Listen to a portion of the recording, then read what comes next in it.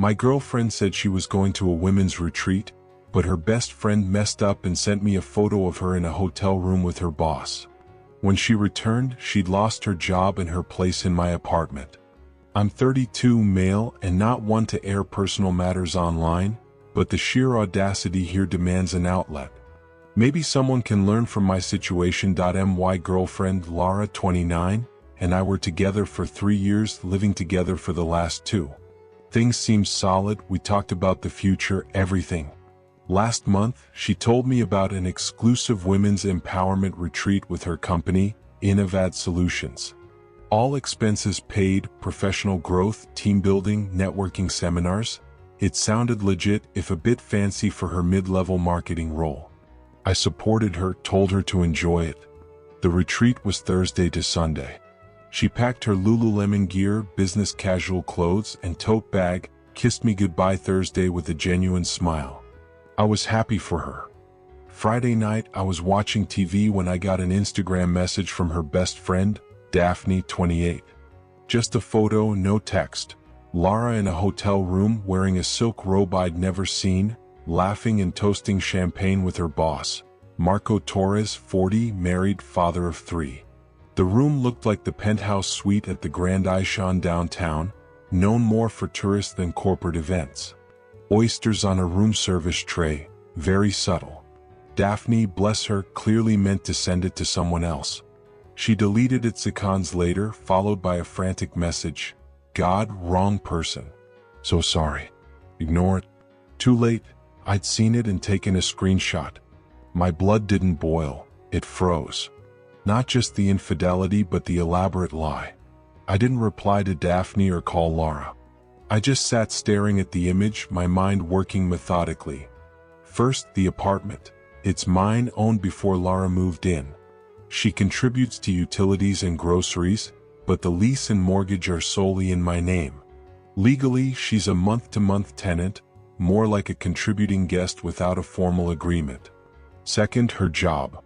Marco Torres, head of marketing. His wife, Amelia, is lovely, we've met her at company parties. She's a major shareholder, inheriting from her father, which secures Marco's position. Lara once complained he got his role through Amelia's family connections. Interesting.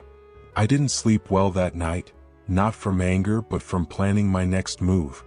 This wouldn't be a screaming match but a sequence of consequences.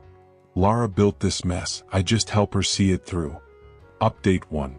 Sunday around 7 p.m., Lara walked in like nothing happened, glowing from her amazing retreat. Stories of speakers, bonding, even a fake retreat logo keychain. The audacity was staggering. I let her unpack, chat, offered her water, wanting her comfortable. Then on the couch I asked calmly, "How was Marco?" She looked confused. "Marco? He wasn't there. It was a women's retreat." "Why?" I replied, "Daphne sent me this." I cast the screenshot to the TV.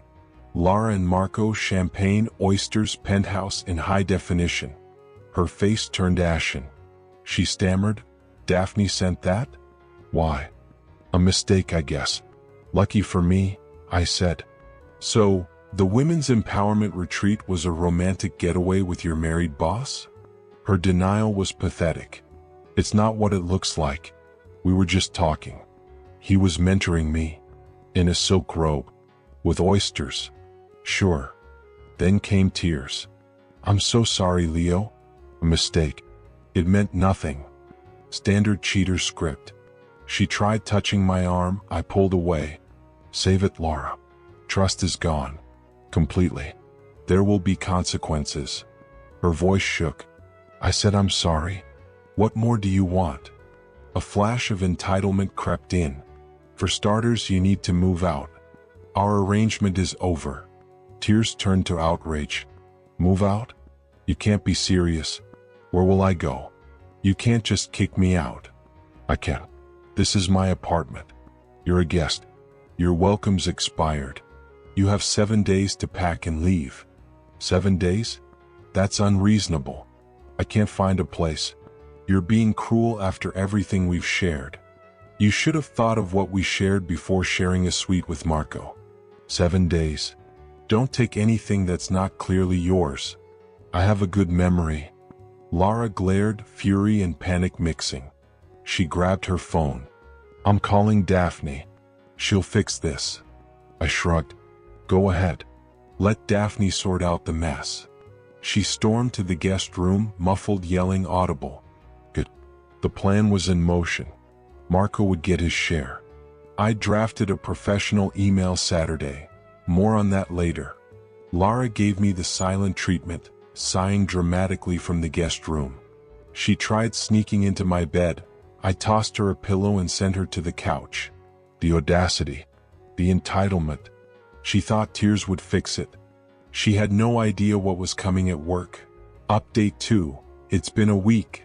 The 7 days are up tomorrow. The apartment's an Arctic wasteland. Lara's manipulations grew desperate, dripping with entitlement. Daphne texted after Lara's call. Leo, Lara's upset. Kicking her out is harsh. Can't you talk? She's sorry. I replied, Daphne being her friend doesn't give you a vote. She made her bed, she can lie in it. Sorry's a big word for someone who thinks this is my fault for overreacting. Daphne didn't respond. Lara's tactics this week. Daily tearful apologies, cornering me sobbing. Marco meant nothing. I was confused. My response, trust is gone, Lara. Find a new place. Guilt trips. After all I've done, you're throwing away 3 years over one mistake. An elaborate, premeditated mistake. Another gem, maybe you didn't give me enough attention, so I sought validation elsewhere. Her affair with her boss was my fault? Right. Then she tried taking my stuff. My grandmother's lamp? I thought you said I could have it. My Breville espresso machine? I use it daily. She waved old bank statements, pouting. The job situation got interesting. Saturday before Lara returned, I compiled a package. A printed copy of Daphne's photo, booking details for the Grand Ishan penthouse suite charged to Marco's corporate card under client entertainment, and verifiable data from a contact familiar with the hotel's corporate booking patterns. A discreet query to the hotel's compliance team confirmed the details, relayed to me quietly. I drafted an anonymous letter stating Marco was using company funds for extramarital affairs with subordinates, citing Lara's solo women's retreat with him, suggesting an expense audit. I sent it certified mail from a distant post office to Amelia Torres, his wife and major shareholder. A corporate version went anonymously to Innovad Solutions CEO and HR head, banking on Amelia's influence to spark an internal probe. Consequences hit Wednesday. Lara came home early, pale, whispering, "They know." HR called her in, questioned her about Marco and the trip, and suspended her pending investigation. I watched her, saying, "You reap what you sow." Her terror turned to rage. "You did this? It's your fault. You ruined my career." "No, Lara, you ruined your career with lies and deceit. Marco ruined his charging your affair to the company. I just provided the truth for others to act on." She demanded I fix it, call HR, claim it was a misunderstanding, her entitlement boundless. Then Marco called on speaker, likely for my benefit. His voice tense, furious. "What the hell did you tell them? My wife's hysterical. HR's investigating me. Did you leak anything?" "It wasn't me, Marco, I swear. It must have been Leo. You found out. He's destroying us."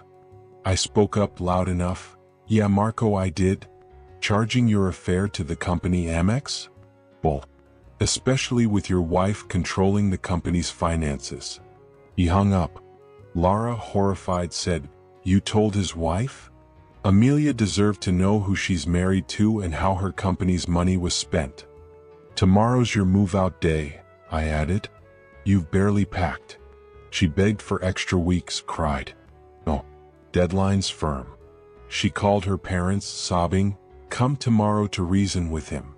Let them come." My patience is thin, my resolve ironclad. This wasn't petty revenge, it was accountability. Her choices, her consequences. Update 3. Move-out day last Sunday was a spectacle. Lara's entitlement was sky-high. She didn't pack until the last minute. Saturday morning she was in bed, scrolling her phone. Lara, did you call movers? When are they coming? No, Leo. I looked, no one's available. Moving's expensive. I thought you'd give me more time. Can we talk like adults? The audacity. No, Lara. Your 7 days are up. Your stuff needs to be out by 5 p.m. today, or it's in storage at your cost, or the street. Your choice. That got her moving, sort of. She sighed, complained, accidentally packed my books and Sony W1000XM4 headphones. That's mine, Lara. Petty, she snapped. Petty for stopping my cheating ex from taking my things? Sure. By noon, her parents, Mr. and Mrs. Henderson, arrived. Mrs. Henderson guilt-tripped me.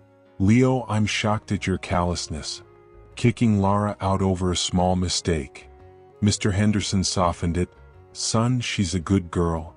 Forgive her, this is harmful. Mr. and Mrs. Henderson, your daughter wasn't kicked out. She was asked to leave after a significant betrayal, lying for weeks and cheating with her married boss. Not a small mistake, but deliberate choices. Mrs. Henderson anguished. Where's she supposed to go? Apartments are hard to find. Her job? We heard she's suspended. You have to help her, Leo. You've got a good job, stability. She needs you to fix this. You broke her heart. I nearly laughed. I broke her heart? I fixed the job she ruined with her boss? Are you hearing yourselves? Mr. Henderson seemed genuinely surprised. You contacted his wife, son? That's crossing a line. It's crossing a line for Marco to use company money, partly Amelia's, for his affair with his subordinate in a penthouse. I provided facts, didn't invent them. They weren't ready for my calm logic, expecting emotion and argument. I stayed polite, firm. They realized I wouldn't budge. They helped Lara pack, grumbling about my lack of compassion. By 4:30 p.m., most of her stuff was in their car. Lara turned venomous. You'll regret this, Leo. Bitter and alone. And Marco might sue for defamation. Defamation requires lies, Lara. Good luck. She scoffed, slammed the door and left. Consequences at Innovad Solutions crystallized days later. Wednesday, I got an anonymous email to my Hotmail from a disposable Proton mail address, likely from HR or legal. Subject: Information acknowledged. Actions concluded. The message was brief. Thank you for the information regarding Marco Torres and Lara Henderson. A thorough internal review was conducted. Findings related to the Grand Ishan incident revealed a broader pattern of financial misconduct and severe ethical violations in Mr. Torres's expenses and conduct. Consequently, Mr. Torres's employment was terminated immediately for gross misconduct. Ms. Henderson's employment was also terminated immediately for severe violations of company policy and ethical conduct. Innovad Solutions is committed to a professional workplace. Both were fired.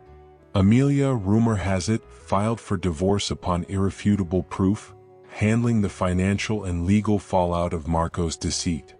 His client entertainment expenses were a catalog of abuses. Lara was the only one caught so spectacularly. Last night, a mutual sent me a text. Heard the news. Well, I replied, yup. Do I feel bad? A small part does, for the Lara I thought I knew. But relief and quiet satisfaction that actions have consequences overshadow it. Her choices, her outcomes. She's at her parents'. Marco? No idea, don't care. The apartment feels lighter. I changed the locks last night. Pizza without pineapple, Lara's preference, craft beer and silence. Not a happy ending, but a just one. For now it's enough. Maybe one final update in a few weeks. Chapter closed. Update 4. It's been about a month since move-out day. Some asked for a recap. The aftermath was quiet on my end. I deep cleaned the apartment, rearranged furniture, made it mine again. It's amazing how much mental clutter someone's lies occupy. Donated Lara's forgotten trinkets, clothes, that awful live, laugh, love sign, cathartic. Ran into Daphne at Starbucks. She was awkward, mumbled an apology, said Lara's not speaking to her, blaming her for the initial photo leak. Lara's story to friends: I'm a controlling liar who made it all up. Some are allergic to accountability. I nodded, said water under the bridge, and sipped my coffee. Lara's news via a mutual: now more my friend, she's still at her parents', job hunt stalled. Words out about why she left Innovad: not from me or the breakup. I've been silent outside these posts. But things get around, especially when a high-profile exec like Marco gets publicly fired. Lara's bitter, whining life's unfair, claiming it ruined her prospects. Her entitlement's chronic, no remorse, just anger at being caught. Marco's career is in tatters. Amelia's pushing the divorce, ensuring he feels the full weight of his actions. He's trying to pivot as a consultant, no takers. He sold his Porsche Cayenne, a big shift. Damage to the company culture and his family was significant. I'm doing well. A brief period of feeling adrift, like a phantom limb from the relationship, but it passed. The betrayal, so blatant and insulting, cauterized the wound, letting me move on easier. My calm, methodical approach didn't suppress emotions. It channeled them into productive actions. I didn't want to break things. I wanted to dismantle lies and restore order. Justice was a precise rebalancing of the scales. Sometimes I missed the idea of what we had: easy companionship, shared history. Then I remember the oysters, the lies, the disrespect, and it fades fast, like waking from a bad dream. I'm not dating, taking time for myself. Gym's going well, work solid, reconnecting with friends. The peace in my apartment is golden. No drama, no tiptoeing, no wondering if the person beside me is honest. No dramatic reunions or tearful apologies to change things. Just messy, realistic consequences of bad choices. The antagonists didn't have a change of heart. They got what they deserved, a direct result of their actions. It's more satisfying than a Hollywood ending. Thanks for letting me vent. Reddit helped a lot. If you're going through something similar, stay calm, think strategically, and remember your worth. Don't let anyone make their bad decisions your burden.